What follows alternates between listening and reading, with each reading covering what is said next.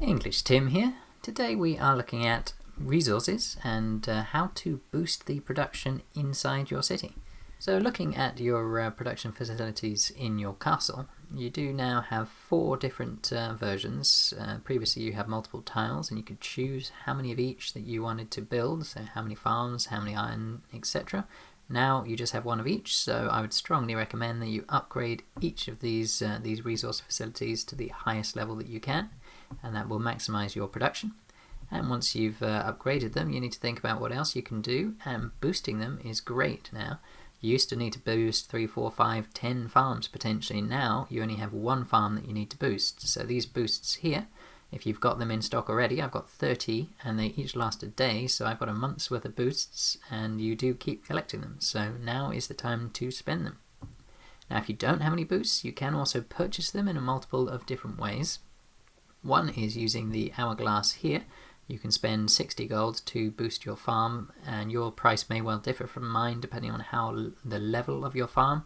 The lower the level, the cheaper the price to boost it. So you need to check and say, okay, well it's 60 if I get it from here, and for the sawmill it's 60 as well.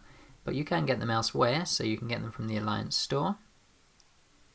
So if you go to Alliance and store, you can see you can purchase one for 6,000 Alliance Honor, which is a perfectly reasonable price for that. Or if you prefer to buy using gold, you can go to your marketplace.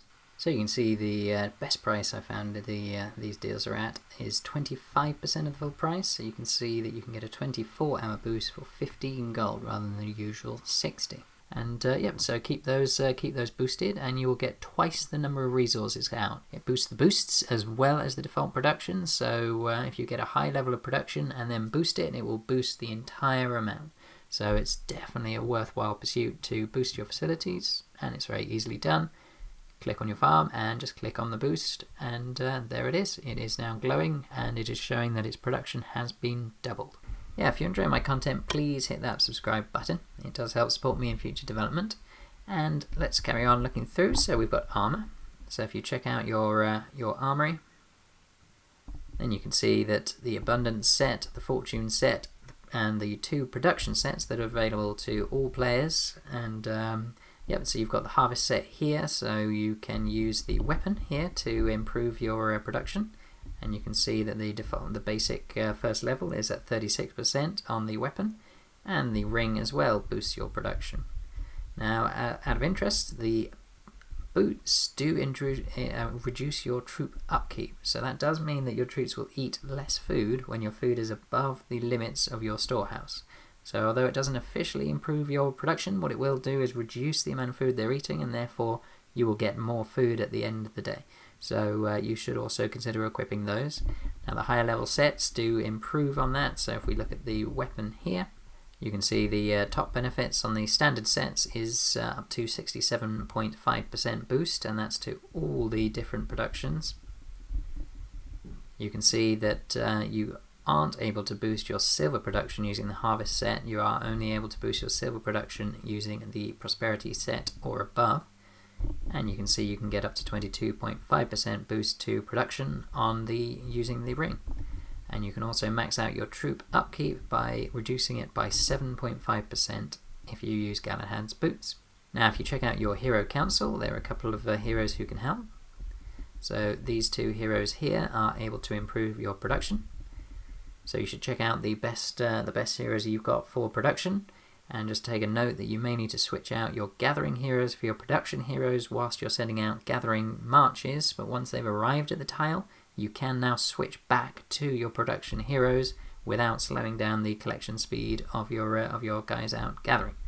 So the 3 heroes here who are most of interest are Sir Gareth. He has boosts for silver, iron and food. And Sir Pelias has boosts for food and iron production. You can also get some boosts from Prince Claudin. He can boost your wood production by 24.9%. So you need to decide who is the best hero that you want to boost that production. So Gareth does increase the production on 3 different types, whereas you only get 1 boost on Prince Claudin, and you'll only get 2 boosts on Sir Pelias for food and iron. It depends what you need at the moment, but therefore I would generally use Sir Gareth if you've got him fully upgraded to the at least level 4 here, the food production. Now the second hero who could help, Elian the White.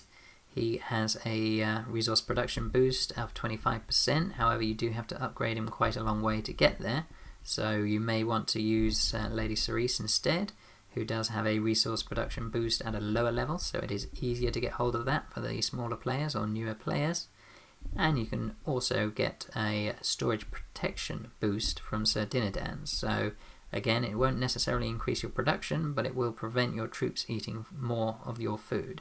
So again, it can help you to get more food if you don't have either of these other production heroes. So you should check your talent points. If you go to your Lord and your talent points here, if you're using the quick talent switch, if you've got VIP 12, then make sure that you aren't on your war settings, as you if you have got one set up just for fighting, it will be very bad for economy, I would guess. And if you want to improve your economy, you can see there's lots of ways to improve your production in this tree here. You can reset these points if you've gone off on a different tack and you now want to improve your production. So click on the reset and you can get hold of a Lord Talents points reset from a number of different locations. And you can see the further down the tree you go, the more boosts you can apply. Now you can also use the instant yield. Now this is very helpful. You'll get 5 hours worth of your resources every 12 hours on top of your standard production. So what you want to do is make sure you've applied all the boosts that you can before you use this skill, and then if you go to your talents and you'll see it's this one here, you can activate this boost and get a large amount of resources very quickly, and you should use that all the time, every time it comes up.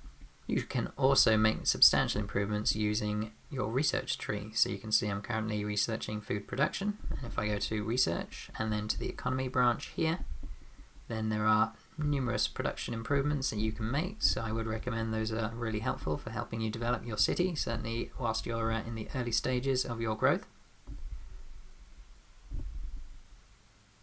And you can improve your storage in the development branch, and again, by increasing storage you reduce food consumption. You can also use upkeep reduction here once you get further up the tree, and that again can reduce your consumption of food. Now you can also use the wishing well, so that's another way. Every day you can get free wishes if you've built your well. The higher the level, the more you can get for free. And yeah, that is the different approaches I found for boosting your in-city production. And if you add that to gathering more resources and getting resources from other means, then that can really help to get your construction on the go and pay for research and everything else that you're looking for with these resources. So good luck getting more of those resources as fast as you can. Hopefully this has been helpful, and if you are enjoying my content, please do click that subscribe button and click on the bell to receive notifications about future videos. I am EnglishTim. Thank you for watching. I look forward to you joining me on my next video.